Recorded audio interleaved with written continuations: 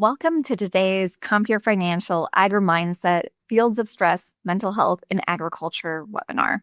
May is Mental Health Month, and I'm so glad you're joining us today for this important topic with our guest speaker, Thad Schunkweiler.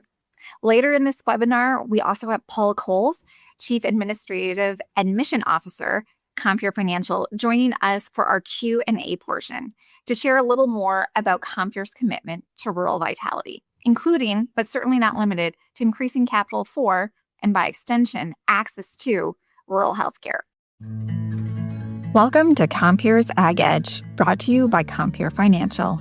In each episode, we break down complex agricultural economics, policy dynamics, and farm business topics into conversations that make sense for your operation. We're here to help you stay informed and confident about the trends and decisions affecting your agricultural business.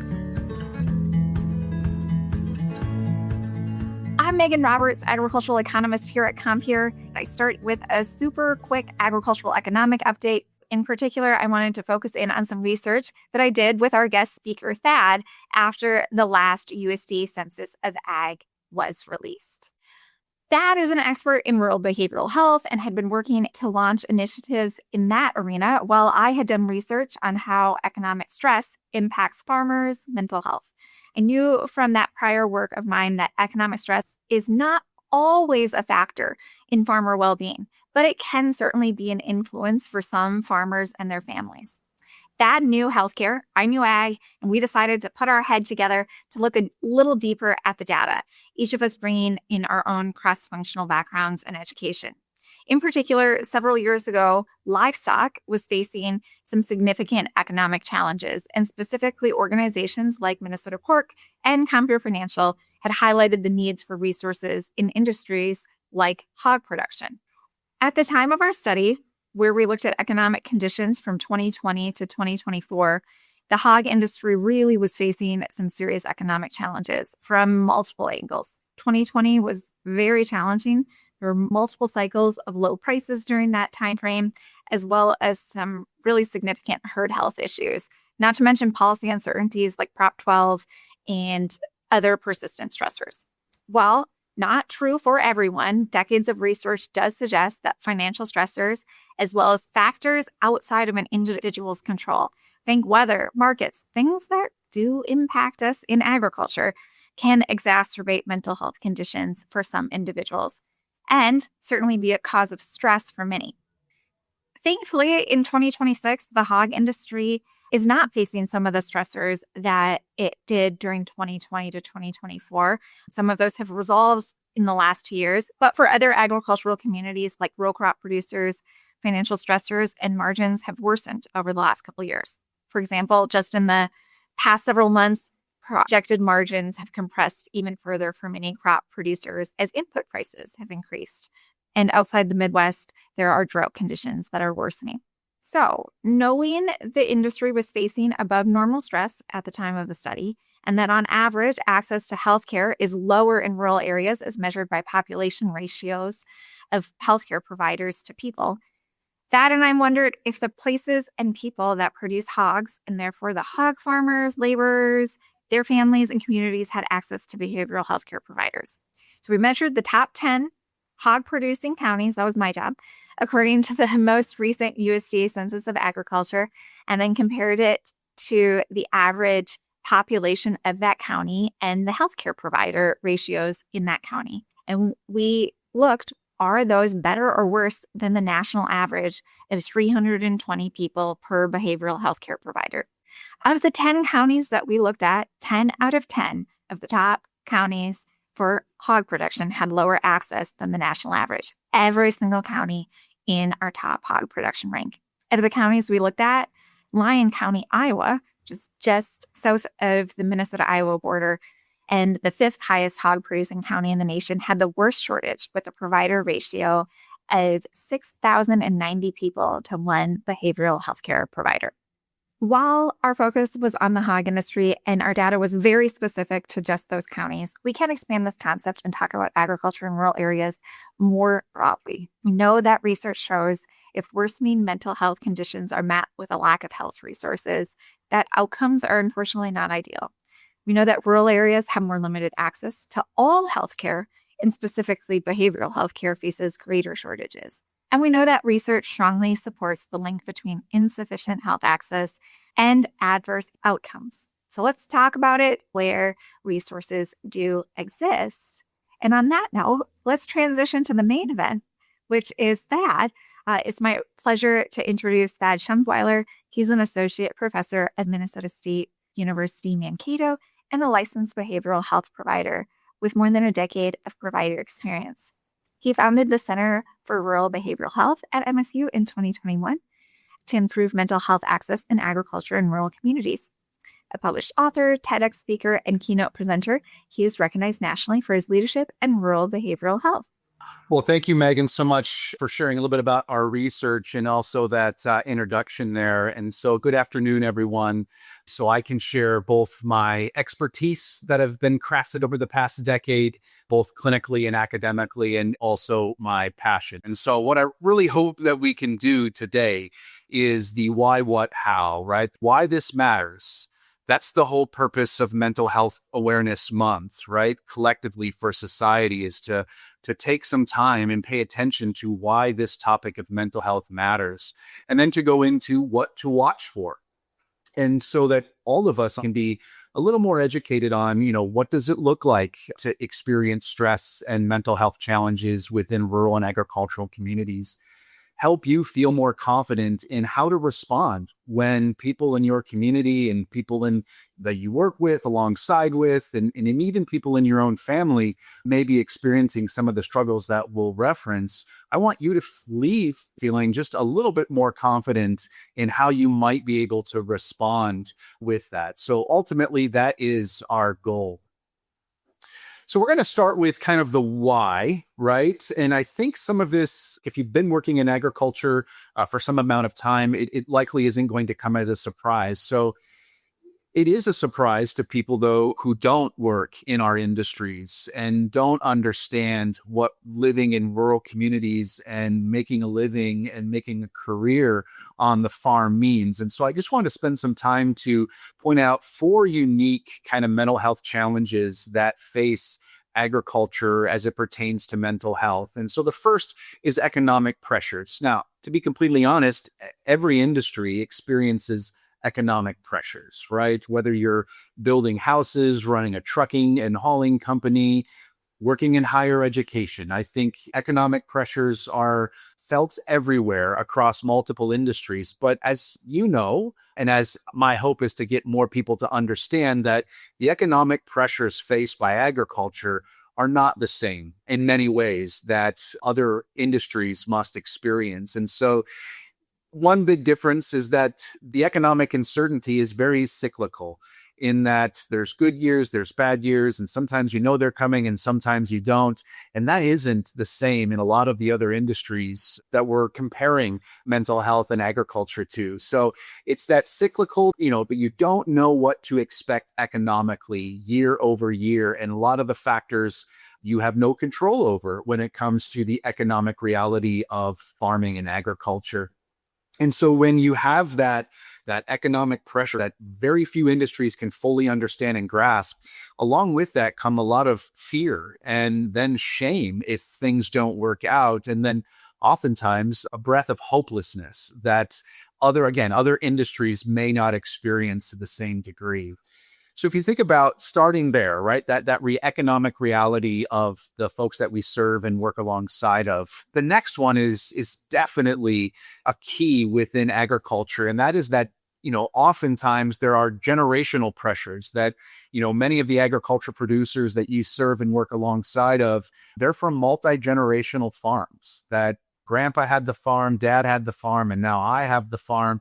And that just creates another level of pressure and expectation that is much more personal than, say, if I'm not a professor next year, right? There's a level of personal identity that is tied in to agriculture that other jobs don't experience. And so just to kind of tie it into something that I do resonate with, I'm not a farmer, but this is a very common phenomenon for folks in the military as well. And so before becoming a healthcare provider and an academic, I served in the military for a number of years. And what people fail to understand about the military is that it can often not be things like combat and other experiences in the military that cause such a significant distress among veterans. I'm not saying it doesn't exist, but it's often understood. And what is often causing more distress in the veteran community is that we lose our identity. That I went from being a team leader and serving my country and fighting for my country to coming home and working at Home Depot. And that transition in losing that identity came with a whole lot of emotions and feelings about losing that identity. And so for agriculture, it's very similar. Farming is not a job, it's an identity. And so the prospects of losing the farm and losing your identity creates a void, an atmosphere, if you will, that very few other professions we can compare it to. And so you have the economics of it, you have that it's more than a job, it's an identity. You also pair that with, right? So it's kind of we just keep stacking stressors on top of it, is that agriculture is an isolating job. That, you may have brothers or siblings or cousins that you're farming with, or partners and, workers and employees. But at the end of the day, this is a very isolating profession, more so than a lot of the other jobs that people pursue.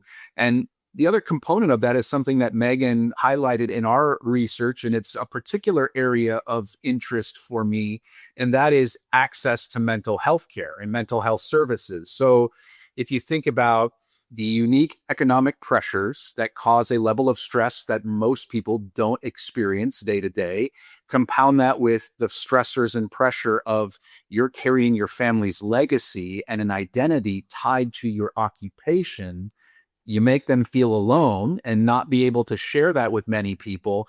And then, oh, by the way, you tell them that it's okay to go get help. And then in many of these communities, there is no help.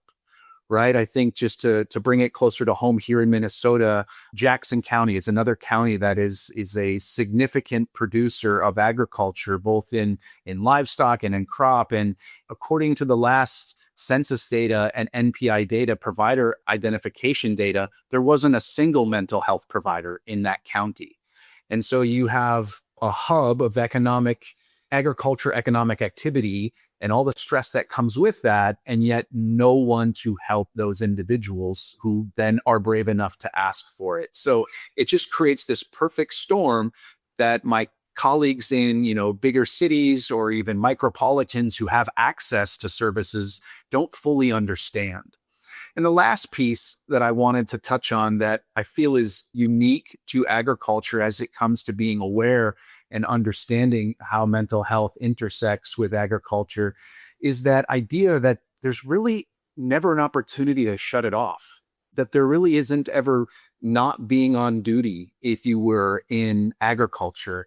My job isn't stressful as a professor, but if it were to some degree, I would know that come May, I get a break, that there's very cyclical. And, those who may work in hospitals know that they're going to get a break from the stress of their job when their shift is over. And so many people don't understand what it means to hold an occupation and identity that never allows for a day off, or that there's never this feeling that I can be off duty. And I think that adds a big, unique component in understanding agricultural mental health. So you take those four things, right? So if one of our goals is why is this important and how do we shine and bring awareness to the issue, we have to understand that those who work in agriculture experience a different world and experience stressors, and that impacts mental health in a way that we can't simply understand alongside some of these other occupations and professions.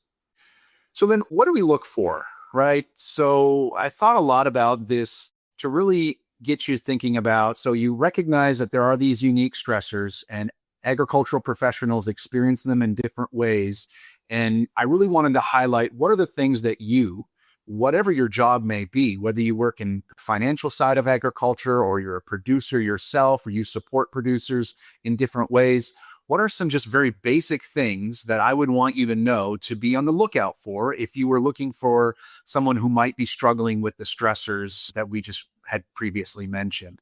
And so I want to start with things that you can see, right? I think that's often one of the first things that I notice in my clinical work is things that are changing, behavioral changes.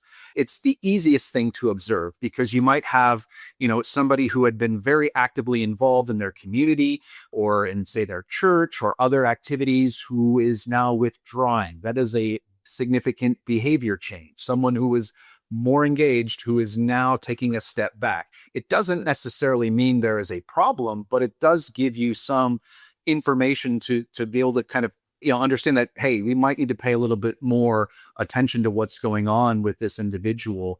And then we have things like uncharacteristic agitation or emotional outbursts. When people are struggling, it's hard to hold that in. And we can do it for a while, and some of us can do it for a long while, but others, at some point, that pressure is going to pop and it is going to come out. And sometimes it comes out in outbursts and anger and agitation. And so when you're noticing someone that is uncharacteristically, right, doing that, that's another sign that there might be something under the surface beyond just the normal stressors of agriculture. So beyond what you're watching, it's what you're hearing and the verbal cues. And so listening to what your customers or what your partners or colleagues are saying. So expressions of defeat are signals that there's something else that we need to pay attention to. So phrases like, it's just not worth it anymore, or, subtly mentioning and talking about giving up or quitting. Again, doesn't mean that we need to call the mental health professional and get them on the farm tomorrow. But when you start stacking these behaviors and what you're hearing, it starts to paint a picture that there might be something that we need to pay attention to and potentially even intervene on. So what you're seeing, what you're hearing, and then for those, who work maybe more intimately or closely in the financial arena, farmers who are avoiding conversations or completing paperwork that, if they're avoiding the topic, that might be, again, there might be red flags around those finances, which is another one of those stressors that just compounds on its way down. So you often get an inside look if you are working alongside these partners in their finances. And if they're avoiding those conversations, that is another flag that there might be something going on underneath the surface. And then finally, kind of back to the behavior, but more kind of focused on the industry itself. And that is, changes in operation. So a farmer who's neglecting property or equipment, livestock, and that is a change in how they've historically operated, that's another sign that there might be something more under the surface. And then alongside that, kind of that abandoning long-term business planning. So kind of the things in which research and experience has shown me that we collectively as a community and society need to be aware of, right? Because the first goal is to be aware of what is going on. So now that we have a little bit of kind of what to watch for and why it's important, then let's talk about what do we do with that, right? Like, okay, we know a little bit about what to watch for. We understand a little bit better about the unique stressors of the agriculture community. What can I do about it, right? And so I want to first start by pushing back what I think is a unhelpful narrative that seems to be permeating our culture. And that is that everything is mental health and everybody has mental health problems. And we've really just pathologized, which is a fancy way of saying like diagnosed every part of the human experience. And I don't find that helpful. And what I mean by that is life is hard. You're going to go through some challenges and there is going to be tragic parts of your life and, difficult parts of your life. And that doesn't always equate to having a mental health condition. And so I take the opportunity to kind of just recognize that because I think that harms the work that we do and what I do in a couple of different ways. If everything has a mental health and mental illness component to it, it does two things. It further stigmatizes those people who are struggling but they don't want the label of being depressed or anxious, and they're likely not in many instances, but yet this kind of culture of pathologizing everything has really lended to that. And it also causes a significant strain on the mental health resources. There is simply not enough professionals like myself to serve the demand in our communities. And that is especially true in those more rural and remote areas. And so if we tell everybody they're sick, then everybody's going to go see the doctor.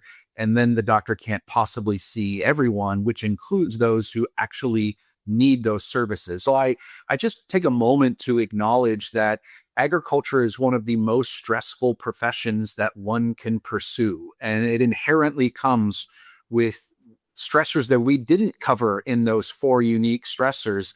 And that is normal to be stressed out and exhausted, right? That especially when times are hard, that there is just a level of this is kind of normal and how we get through that.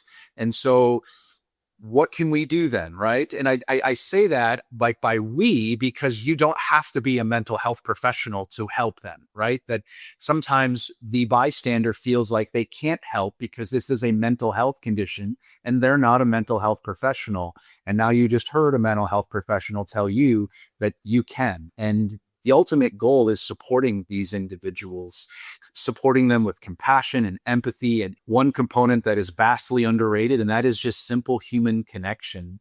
And so if we approach it that way, that these stressors are not all mental health pathologies, and that everyone does better with supports, and that we can lean in and provide that support to make a difference in the mental health challenges in agricultural communities, that's hopefully giving you some confidence that you can introduce and produce support with these individuals. And so what does that look like? That is the simple check-in and listening without judgment. I can't tell you, total stranger, likely, could have maybe saved my life early on in my life, coming home from overseas and having a number of challenges with that. Someone who I didn't know took the time and just say, how are you doing? And just opened a door for me to kind of say, I'm not doing well. And so sometimes just starting the conversation is enough support in helping somebody through these difficult times. But I know that can be intimidating, right? Like, well, what do I say then, Thad? Like, okay, so you want me to do something with that or gain the confidence to ask the questions. How do I do that? And so I've illustrated a few kind of just phrases for you to think about and feel confidence in, how do you strike up that conversation, especially if you're noticing those behavior observations and those verbal cues.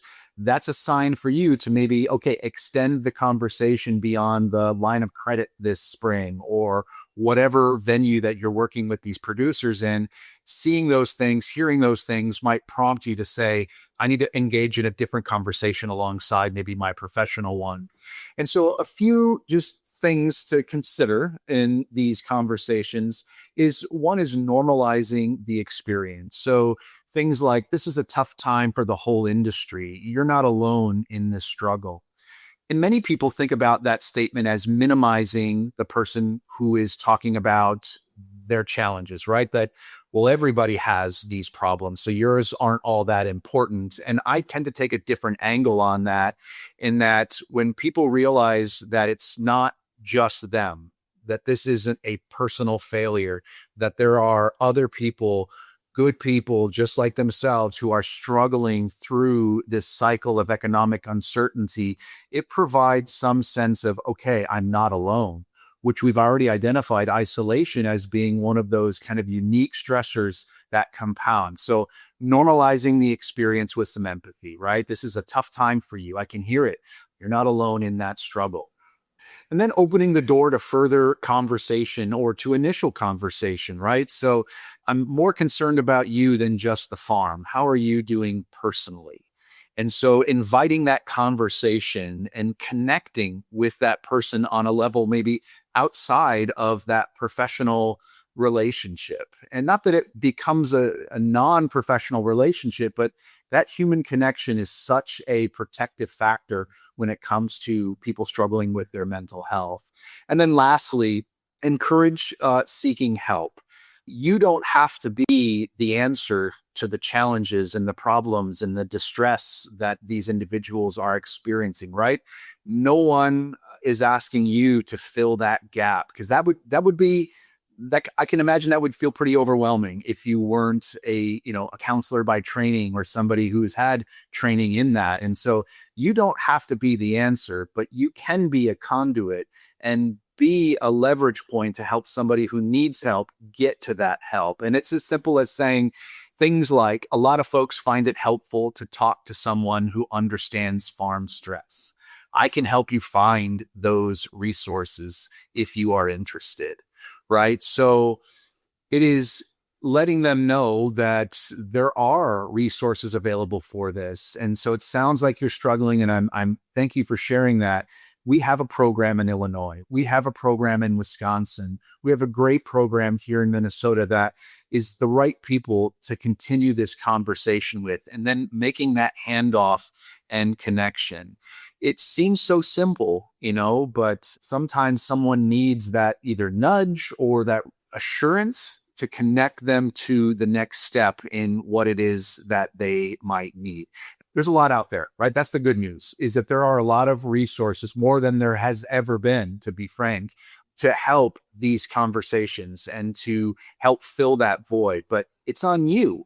I'm pushing this to those who are seeing the things that you see to help make these connections. So hopefully these statements just provide some starting point for some of these conversations. Now, we're going to transition to something a little bit more serious, and a topic that some people find it difficult to talk about and hard to talk about, but we have to talk about it. And that is suicide. And because within mental health, the worst outcome in my profession is the loss of life, right? And so in many instances, when we think about suicide, and what precedes it is often a number of mental health challenges and stressors that people are going through. And so while not everyone who is struggling is going to find their way to suicide, it is a number that is far too high. And that just requires us to have this difficult conversation. Suicide has impacted me in many ways. I had been to more funerals for my brothers in arms by suicide than double the amount that we ever lost in combat. And so it's personal to me, and it is not a topic that I shy away from. And so that's where we're going next. This is something we have to talk about if we're spending time discussing mental health and agriculture, because the risk for suicide for those who work in agriculture is greater than other industries, most other industries, might I add, right? And so it warrants our attention. And so when you think about the why behind this, I think it's important, because people often wonder, like, well, why is it higher in this occupation than other occupations? And it's a valid question, and it helps us set up prevention efforts if we kind of understand the why we're seeing the increase in suicidality. And I think, the number one answer to this is something we've already talked about, is that when the stressors of losing not just the farm, the generational responsibility that was handed to you, impact your identity as a person, that puts people in a very hopeless place. And hopelessness is one of the key predictors of suicide. If you do not have hope for tomorrow or hope for the future, it puts you in a pretty dark place where suicide becomes a way out, right? So it is recognizing that the unique stressor of how the farm connects on a very personal level to the individual, that's one of the main drivers in agriculture suicide, is that identity connection. And this is no different than in the military, right? Think about, we often hear statistics about veterans who end their life by suicide at extremely alarming rates. And what most people, again, fail to understand is, in some aspects, it may be connected back to, traumatic experiences. I don't doubt that, but a much bigger part of veteran suicide is that loss of identity in who they are. So there's a correlation there between agriculture and military veterans. The other kind of just key things that we look at from a research standpoint is we've talked about already access to mental health care. You're in a crisis, but where do you turn? Where do you go? And in some of these communities, there is very little, if any, resource. So even for those who are willing and able to ask for help before, the suicide, it can be difficult to get that help. And then in the same lines, that the other kind of predictor, just so we're all aware of why these numbers are as high as they are, is the ownership of firearms. And so very similar to veterans, there's a high degree of gun ownership for veterans. There's a high degree of gun ownership for agriculture professionals, given just the job and where we live and what we do. And so you combine having access to guns with heightened levels of stress that target our identity, and you give them nowhere to get help. Well, this is what you get. You get a significant problem that we have to talk more about. So what are we looking for when it comes to behaviors in suicide, right? So if the other things are kind of just, the things that we talked about, the cues for mental health challenges, these are risk factors. These are things, that we must pay attention to in those that we're, connected with and working with and alongside. So when you have people talking about feeling hopeless, again, hopelessness is a significant predictor of those who end their life by suicide. And so if they're talking like there's no hope for recovery or finding a way out of this, that should capture your attention. Talking about being a burden to others in the space that they're in.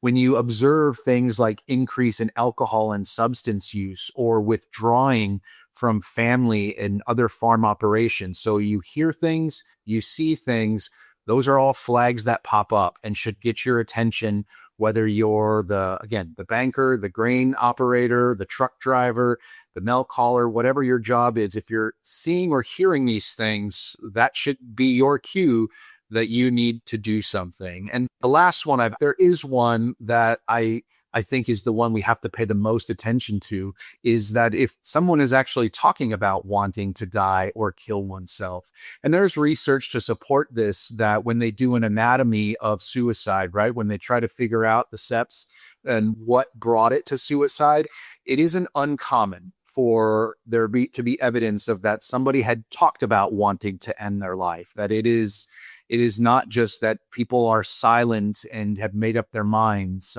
Sure, there are some people who that is the outcome, but for a lot of individuals, it is they're talking about wanting to end their life that way. And so if you think about suicide risk as being that combination of emotional pain, all of those stressors that go along with agriculture, you isolate them, make them feel hopeless and not seeing a way forward. And so it's a serious conversation. So what can you do, right? If we're talking about things that require an intervention, and very few, if any of you on the call today are mental health professionals, what can you do in those circumstances? And so I, again, wanted to just give you some brief talking points, some starting points, so you can gain the confidence to have these conversations.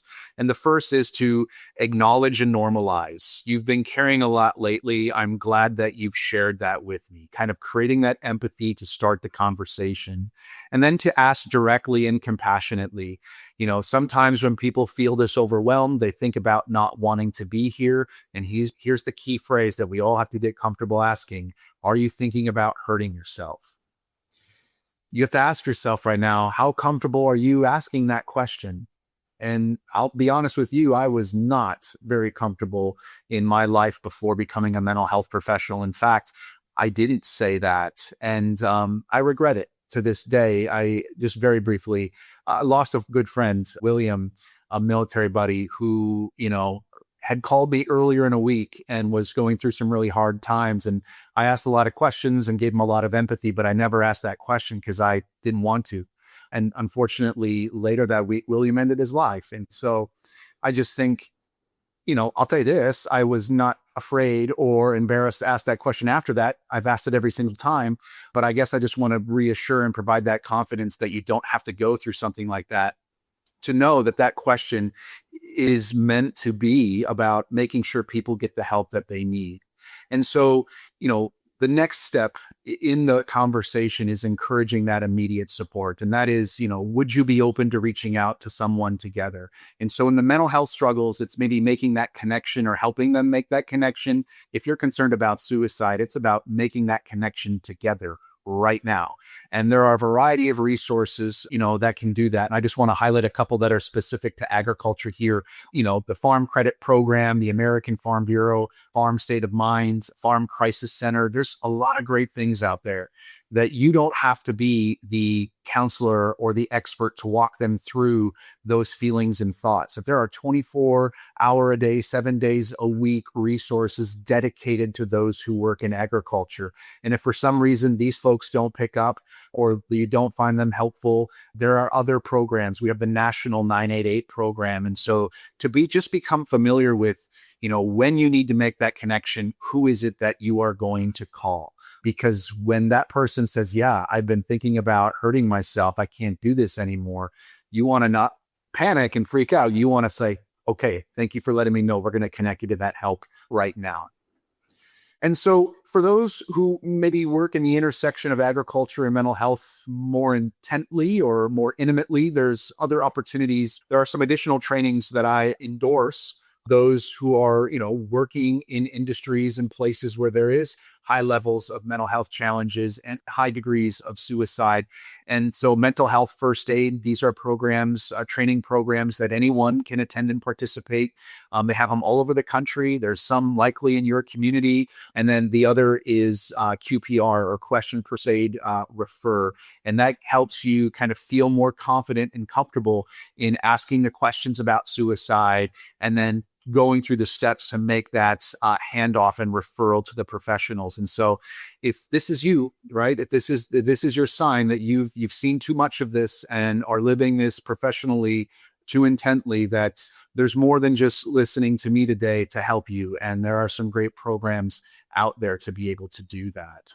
Just last thing, and then we're going to turn over here to Paul. The key takeaways: tell as many people as you can about the unique stressors around agriculture, because I just don't think the broader healthcare community and definitely those outside of healthcare fully understand just, how unique and special agriculture is. But with that unique and specialty comes just stressors that the average person doesn't quite understand.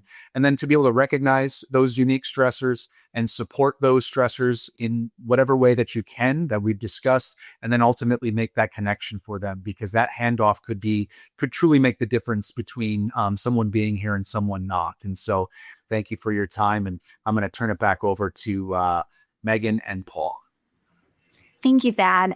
I want to have Paul Coles join in our conversation. Paul is Chief Administrative and Mission Officer at Compeer Financial, leading our lending operations, legal compliance, and legislative affairs, and rural vitality initiatives. And so here's Paul to talk more about rural vitality. Hey, thanks so much, Megan. And Thad, thank you for sharing your message. I'm looking forward to the questions and particularly the answers that you're going to provide as you continue to share your expertise. I want to take just a minute and talk about how important this topic of mental health is to us at Compeer. It really fits well with our Rural Vitality initiative. We know that rural communities face many, many challenges, including access to medical facilities and the kind of care that we're talking about today. And we have some history in helping find solutions for providing those facilities and helping enable communities to better provide these types of services. Like you, our teams here at Compeer are certainly aware of the challenges, and we're committed to driving the conversation that's so critical that Thad talked about around these topics. We know we need to collectively begin to talk about solutions, and that's what we're trying to do. I want to share just a touch on what we're doing related to rural vitality, which really is Compeer's long-term commitment to helping rural communities thrive. At Compeer, we're committed to rural vitality for the long run. It's not a once and done thing for us, just like we know it's not for those of you who are joining today. We fully believe that when rural communities thrive, agriculture thrives, and that means our clients are thriving. So through strategic financing, partnerships, and community investment, we are looking to help expand the essential services that rural areas need, whether that's housing or healthcare, broadband, education, and entrepreneurship as well. Rural Vitality really reflects who we are at Compeer as a cooperative, rooted in rural places, invested in the future of rural, and really committed to helping communities thrive today and for years to come.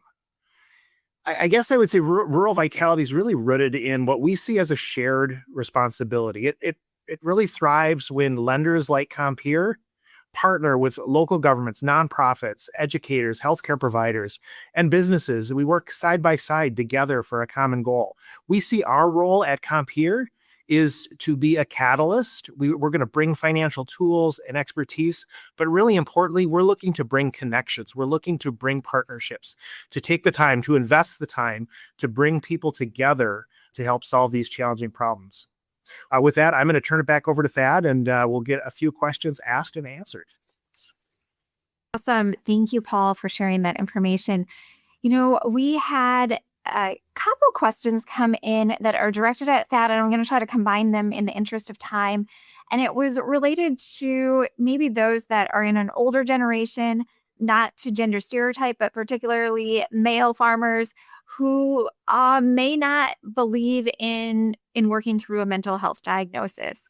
Are there any suggestions, magic words that would be helpful from your perspective, Thad, as a mental health professional to getting someone to make that leap into seeking care?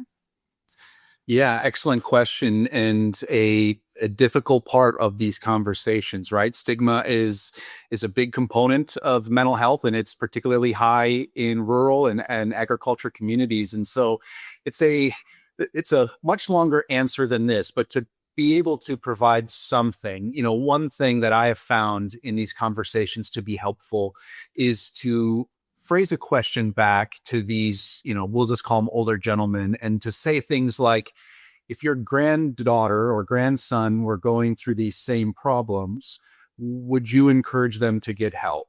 Right. And to be able to get them, and I guess you don't know what the answer is going to be, but in my experience, way more often than not, they're going to say, well, of course, I would want them to get help, and I would endorse that and support them getting that help. And then that would open the door to the conversation about then why not you, Dad? Right? And why not you, Grandpa, or whomever it might be? And to be able to get that door just a little bit open, so you can then maybe put your foot in there and maybe slide it open just a little bit more. So to give you something tangible to do is to kind of phrase it in a way of, if somebody else needed this help, what would you say? And if the answer is they would say, get help, well, then that opens the door for a further conversation. But it is definitely one of the more challenging, and to watch a loved one go through that is definitely heavy. And I wish you well with that. Have there been telehealth initiatives for rural America to make therapy more accessible, especially as farmers are busy in the fields during the most stressful part of the year? And I'll take just the first stab, and then I do want to hand this over to Thad. Want to highlight some of those resources that are available, including the one from Farm Credit, and then also, as Thad was mentioning, those resources that are available in Minnesota, Wisconsin, and Illinois that are available via phone, and just options that are a little bit more convenient to agricultural producers. So be sure to check those resources out. Thad? Yeah, no, telehealth is absolutely part of the solution, right? It is absolutely part of the solution in increasing access to care. Along with that, though, there's, we have to make sure that there's broadband internet to be able to access, the internet speeds that are required for that type of connection. So there's other factors and layers that we have to take into account. And then the other thing that I mentioned to people, particularly policymakers who think telehealth is simply just the answer to this, is that, that therapist in Madison, Wisconsin, who went to the University of Wisconsin and grew up in Green Bay, and their understanding of the rural way of life, their understanding of what it means to be a dairy farmer is very little. And in therapy, right, our number one tool that we use with individuals is a connection. And so to be able to connect and have some mutual understanding needs to be there. And so that's a long-winded me of saying telehealth can be part of the answer, but for those therapists who are providing telehealth, particularly those who are doing so from more, metropolitan areas and who have never spent a minute on a farm, they need to seek out that training so they better understand the consumers of their care. And so there have been initiatives, some great things. It has been a game changer, but we can't stop there because it's simply not just the entire solution to it. What's the difference between a bad week or a bad couple of weeks and stressors and then a diagnosable mental health condition? Just really briefly, what would be like 1 to 2 simple identifiers of the differences between the two? Yeah, it's normal to have a bad week. It's normal to have a bad couple of weeks. I'll even say it might be normal to have a bad month.